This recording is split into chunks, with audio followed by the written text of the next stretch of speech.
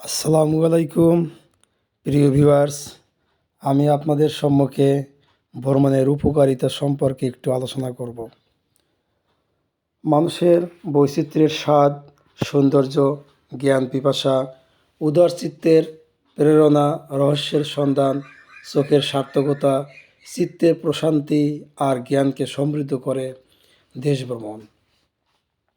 ভ্রমণ একদিকে আনন্দের সহায়ক, অন্যদিকে অভিজ্ঞতার পরিপূরক। যে জাতি যত বেশি ভ্রমণ করবে সে জাতি তত উন্নত। পৃথিবীর মানুষ আজ গ্রহ হতে গ্রহান্তরে যাবার কাজে ব্যস্ত। তাই সমগ্র ভূমণ্ডলকে জানা ও ভ্রমণ করা আমাদের জন্য অপরিহার্য। দেশ ভ্রমণের উপকারিতা প্রাচীনকাল থেকে মানুষের উপলব্ধি করে আসছে। আদিম মানুষ উপযুক্ত খাদ্য ও বাসস্থানের আশায় এক স্থান থেকে অন্য স্থানে ঘুরে বেরিয়েছে। পরবর্তীকালে সমাজ ব্যবস্থার উন্নতি সঙ্গে সঙ্গে মানুষ আত্মপ্রকাশের প্রেরণা বোধ করেছে। এই প্রেরণা বোধ থেকেই মানুষ অজানা পথে বের হয়েছে। পূর্বে দেখা যায় ব্যবসা বাণিজ্যের প্রয়োজন মানুষ বিভিন্ন দেশের সঙ্গে যোগাযোগ করেছিলেন।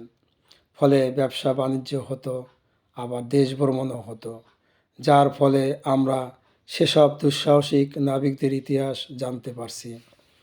দেশ ভ্রমণের দ্বারা আমরা বিভিন্ন দেশের অধিবাসী অথবা বিভিন্ন অঞ্চলের অধিবাসী, যেমন আমাদের দেশ বাংলাদেশের 64টি জেলা আছে এবং 64টি জেলার তাদের নিজস্ব আঞ্চলিক ভাষা ও কৃষ্টি কালচার রীতিনীতি রয়েছে। আমরা আমাদের দেশের বিভিন্ন জায়গায় ঘুরে ফিরে বেরিয়ে বিভিন্ন মানুষের সাথে মিশে তাদের কালচার, তাদের রীতিনীতি জানতে পারি। তাদের আচরণ, আচার ব্যবহার ও সমাজ ব্যবস্থা জানতে পারি। কোথায় কোন সাগর, কোন নদী, পাহাড় পর্বত, গিরিদুর্গ, উপত্যকা, মরুভূমি, বন, হ্রদ রয়েছে তা জানতে পারি।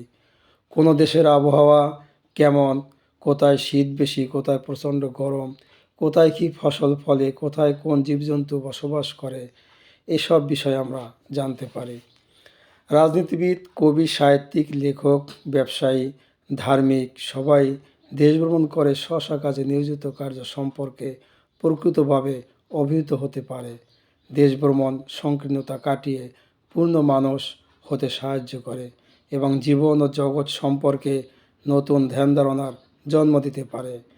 দেশ ভ্রমণের ফলে সামাজিক, রাজনৈতিক, অর্থনৈতিক ও সাংস্কৃতিক অবস্থা সম্পর্কে অবগত হওয়া যায়।